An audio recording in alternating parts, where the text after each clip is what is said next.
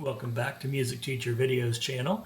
Today I wanted to speak about a website that I use quite a bit with my adapted music class. It is called This Day in Music.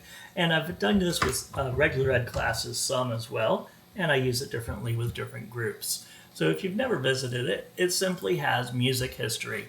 What happened on this day in music?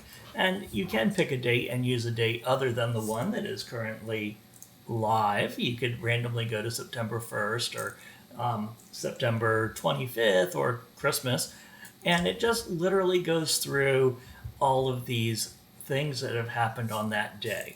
Now, I tend to use this as my starter activity for my separate level of service class, and they are all nonverbal students. But this lets them see modeled the interaction with the people because I'm in there, the regular special ed teacher is in there, there's teacher assistants in there, and we can talk about the music and, oh, I remember this song, I remember that song.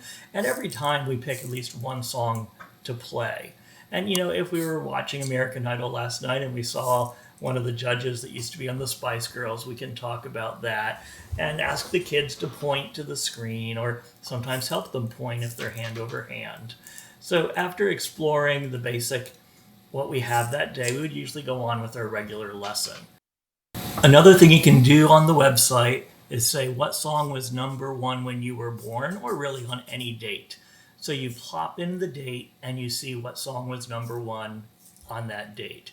It's amazing because most of us don't really know what was popular when we were born. We know what was popular when we were young. So it's a great way to enter music history and talk about music of different decades. That's an activity I tend to do more with higher level students. And then born on this day, you pop in whatever day you're looking at and you see who was born on that day.